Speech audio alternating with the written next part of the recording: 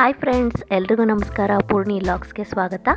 ಇವತ್ತು ನಾನು ಶೀತ, ಕೆಮ್ಮು, ಕಫಕ್ಕೆ ಒಂದು ಮನೆಮದ್ದನ್ನು ತೊಗೊಂಬಂದಿದ್ದೀನಿ. ಸೊ ಈ ಮನೆಮದ್ದನ್ನು ನೋಡೋಕ್ಕೂ ಮುಂಚೆ ನನ್ನ ಚಾನಲ್ಗೆ ಇನ್ನೂ ಸಬ್ಸ್ಕ್ರೈಬ್ ಆಗಿಲ್ಲ ಅಂದರೆ ಈಗಲೇ ಸಬ್ಸ್ಕ್ರೈಬ್ ಮಾಡ್ಕೊಳ್ಳಿ. ಹಾಗೆ ಪಕ್ಕದಲ್ಲಿರೋ ಬೆಲ್ ಐಕಾನ್ನ ಕೂಡ ಕ್ಲಿಕ್ ಮಾಡಿ. ಒಂದು ಸಲ ಬೆಲ್ ಐಕಾನ್ನ ಕ್ಲಿಕ್ ಮಾಡಿದ್ರೆ ನನ್ನ ಹೊಸ ವೀಡಿಯೋಸ್ಗಳ ನೋಟಿಫಿಕೇಷನ್ಗಳು ನಿಮಗೆ ಬರ್ತಾನೆ ಇರುತ್ತೆ. ನೀವು ತಕ್ಷಣವೇ ವಿಡಿಯೋ ನೋಡ್ಬೋದು. ವಿಡಿಯೋ ಲೈಕ್ ಮಾಡಿ, ಹಾಗೆ ಕಮೆಂಟಲ್ಲಿ ಈ ವಿಡಿಯೋ ಬಗ್ಗೆ ತಿಳಿಸಿ. ಸೊ ಇವಾಗ ಚಳಿಗಾಲದಲ್ಲಿ ತುಂಬ ಶೀತ, ಕೆಮ್ಮು, ಕಫ ತುಂಬ ಆಗೋದ್ರಿಂದ ನಾವು ಈ ಮನೆಮದ್ದನ್ನು ಬಳಸ್ಬೋದು. ಸೊ ಬನ್ನಿ, ಇದಕ್ಕೆ ಏನೇನು ಇಂಗ್ರೀಡಿಯೆಂಟ್ಸ್ ಬೇಕು ನೋಡೋಣ. ಇದಕ್ಕೆ ಒಂದು ಗ್ಲಾಸು ನೀರು ತೊಗೊಂಡಿದ್ದೀನಿ.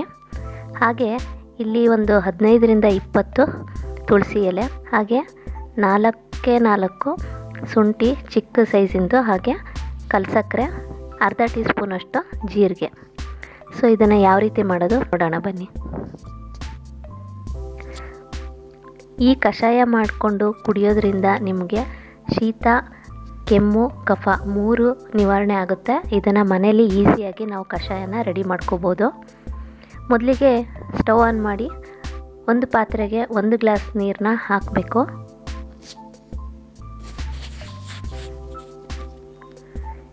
ಇದಕ್ಕೇ ನಾವು ನೆಕ್ಸ್ಟು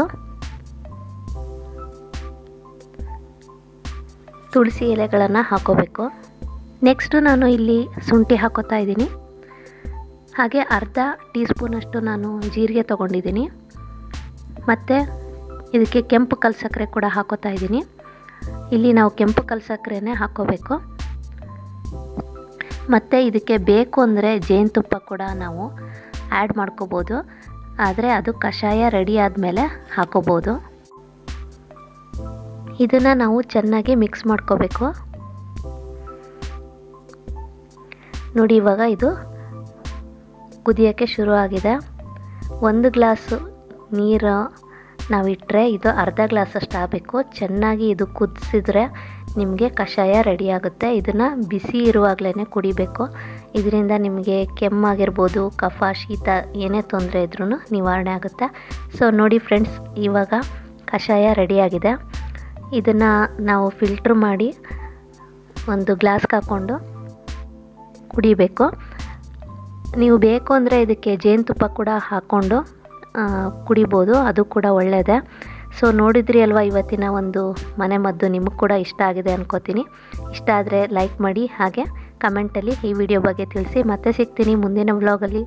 ಅಲ್ಲಿ ತನಕ thank you for watching. Take care. Bye bye.